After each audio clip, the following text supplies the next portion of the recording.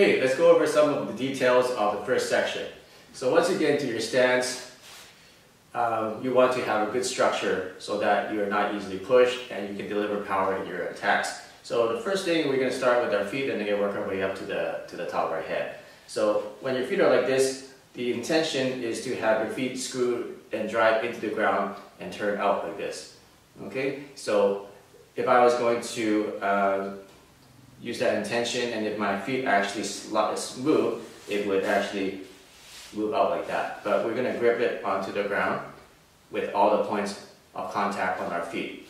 Alright, so the points of contact is our heel, the ball of our foot, the smaller ball of our foot, and the toes.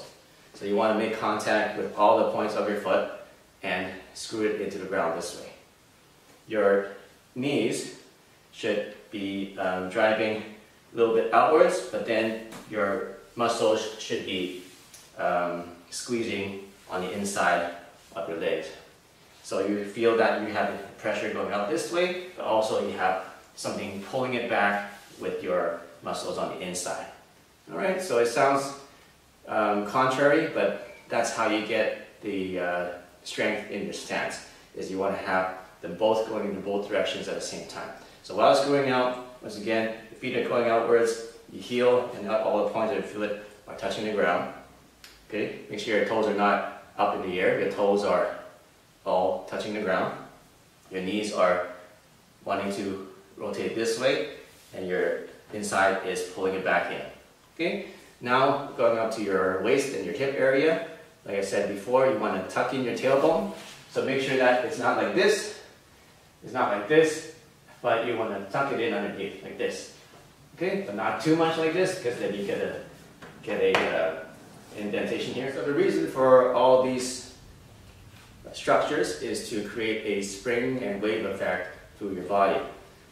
Wing Chun has very small movements in the hands, as you can see in our form. It doesn't really move out like this, it only moves out to here.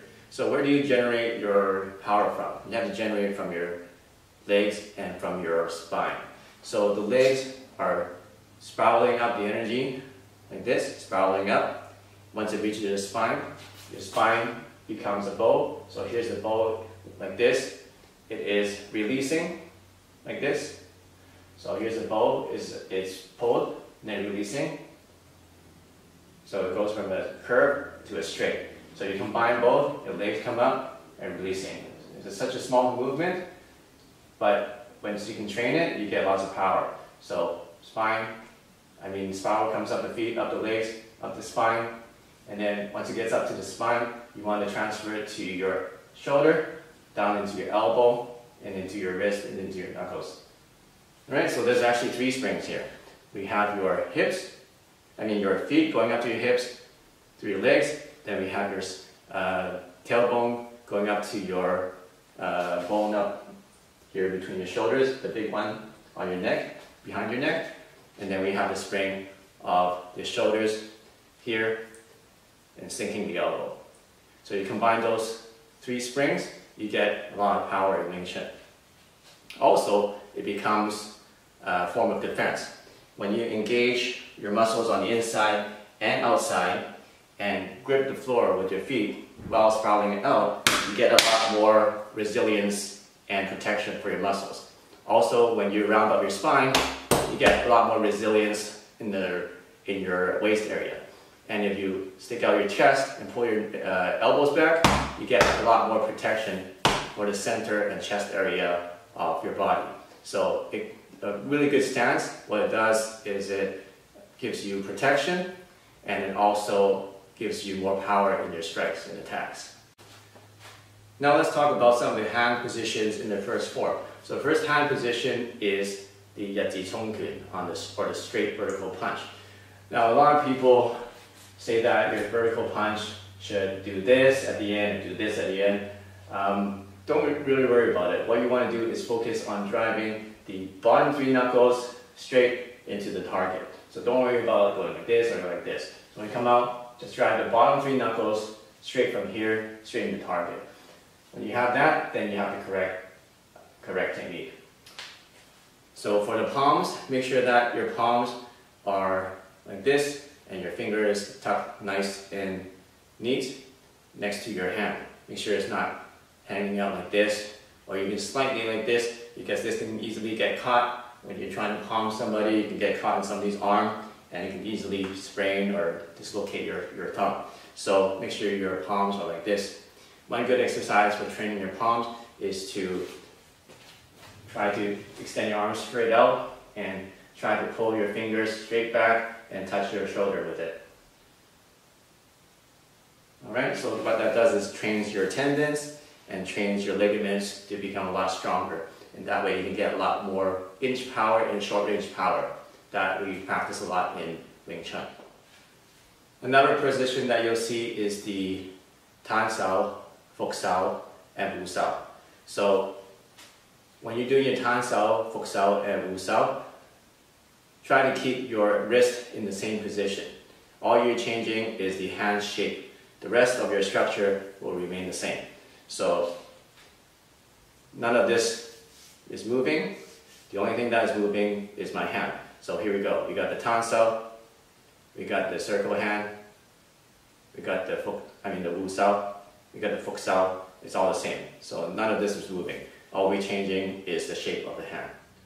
Another important point is the position of the elbow and the structure of the elbow in the whole form. The reason we want to slide the hand or the arm across our body like this, slide it across the body, is we want to keep the elbow as close to the center line as possible as we're moving it out. Now, you want to keep it as close as possible, but you don't want it to be so right in the middle so much that you lose your structure here. All right, you want to keep your structure, because what this does is it tends to make your spine distort a little bit too much. So just go close enough so that you can feel that this is sinking down, but not too much in the middle, but not too much flared out. A good way to do this is to do push-ups on the ground while real close. Okay? Find the position on the ground where it's easiest for you to do a push-up with your elbows real close to your body. Now, if you can do a push-up, you can experiment. You can try holding a position like this. Now, is this going to be easier, or is this going to be easier? I think you will find that having your elbows close to your body will be easier. You can even rest it onto your chest. Now, if you put it up here, what happens is now you're using your shoulder muscles and you're not engaging your back muscles to keep your energy forward. This will just be using your shoulder muscles and your chest muscles. But when you bring them in like this, nice and close, but not this close, about this close, then what happens is it engages your back muscles and your shoulders and your chest. So more muscles are engaged, and also the structure will connect your wrist directly into your spine a lot better than if you do this. All right, that's why we have a really close elbow whenever we do our hand positions in the first form.